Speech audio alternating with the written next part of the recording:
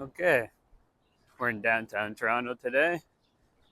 Just wanted to show you what we've been up to for the past week or so in the city. We've been subcontracted, as usual, to do all these flower beds, which turned out pretty nice, I would say. They're also been freshly watered, I see, which is good. Goes down both sides of the streets, goes all the way down here. It's actually a couple of kilometers worth of them here. Now, you can see them over there. We'll take a look over there later, but I just wanted to talk a little about safety when we're working downtown here and show you what we've been doing. But safety, there's always someone around, whether they're sleeping here, walking by, up to no good, doesn't matter. There's always someone around. So you always got to watch your back. I mean, it is safe here, but working in these gardens, you got to watch out for things. It is a downtown core. There will be needles, pipes, glass pipes, all sorts of paraphernalia in these gardens. So obviously we're wearing thick rubber gloves when we're working here and looking at everything before we actually touch it. In the fall time, we'll come back and remove all these flowers. And when we do that, that's another safety issue. We have to wear thick gloves and use cultivators or some sort of shovels to dig all this out. We don't really touch them because you never know what you're going to find in there. All these flowers will be, double the size at least. So you don't want to get pricked anything. I know a guy who got pricked before by a needle. Not here, a different company, different situation, but he was working in a downtown core and something happened where he got pricked by a needle. And I mean, he got tested and he was clear, thank God. But you know what? It happens, and he was tested thereafter for years. So obviously that's not something that anybody wants to go through.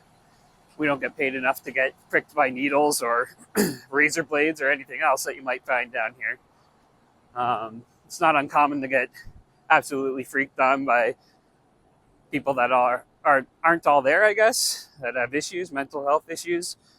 There's been a lot of screaming in our faces and a lot of gibberish and things pointed towards our way. I mean, we've had beer bottles thrown in our direction. We've had almost fights with people. But hey, it is what it is. There's never been any physical altercations. There's never been anything escalated from there. But things happen. We try and get here early in the morning and leave later in the morning just to get out of here to beat traffic and to stay out of the way of all the people, because there's going to be a lot of people. Like, I'm here, this is just after 6 a.m. Sun's coming up. People are waking up. Some people are going to bed.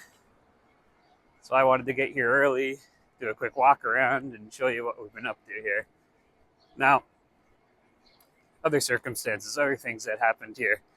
Just the other day, we were working in a garden bed like that over there. And there was someone sleeping about 10 feet away from it. Well, that person sleeping was pleasuring themselves under their covers or in their sleeping bag or whatever they were doing. About 10 feet from us is pretty disgusting and disturbing, but I mean, what do you do? We just ignore it. We keep an eye over our shoulder, make sure nothing's going to happen to any of us. We all work as a team together. And then that's that. We move on. So what are you going to do? You're going to call the police on something like that? I don't think so. They're just going to show up and tell them, hey, don't do that again, Is what it is. They have it hard enough already, so I don't see anything really happening with that. But this just goes on and on and on all the way down here. So I'm going to turn this off and cross the street. All right. Now I'm across the street, just going back, and this is just, one stretch. This continues on, probably for a couple of kilometers, I guess. And then off the side streets as well, there's a bunch of other stuff we do. We come here a few times a year, changing out these garden beds. annuals this time of year, pansies in the spring, Christmas decor in the fall, winter. And then we come back and remove it all. Each planter has a different little theme going on in it. Yeah. Also, when we're working in these beds, another big problem is dog feces, because when you live in the city and you have a dog, people are constantly looking for somewhere for their dog to go to the bathroom. And unfortunately, when there's no green space anywhere, this is what you get. You get dogs going in these beautiful gardens, which isn't ideal for us, because again, we're working in here. So when we're seeing people bringing their dogs over, blatantly using these gardens as a bathroom, we're not shy about it. We let them know, get that dog out of here. We understand, but you're not doing that here while we're working here. Another thing that happens to these gardens is they get trampled quite regularly because people, there's parades, there's marches, there's whatever is going on here all the time in the big cities. You get things trampled. There's people standing in the beds, cutting through the beds.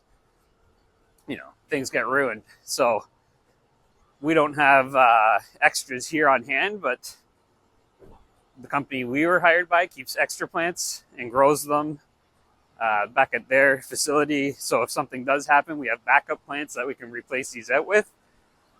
And you can see across the street there, some more beds. It looks pretty nice. It makes a concrete jungle look pretty good. And all these trees are growing nice and healthy. The arborists take care of all that in the city. Now, this isn't a city project when we're planting these. This is all the businesses chipping in.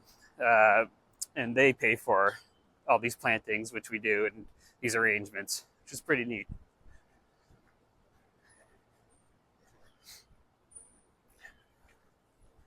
So I'm just getting back here to where we've begun.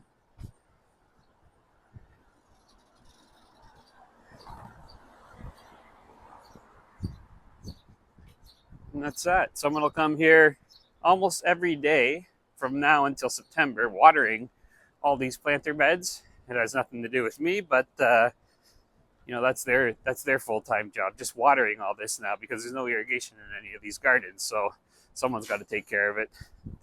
The flowers are so thick in here that usually there isn't that much weeding to do. If there is any weeds, they're just small weeds that are growing, and they're easily picked out while they're watering. But other than that, that's downtown Toronto. That's what I've been up to. Thank you.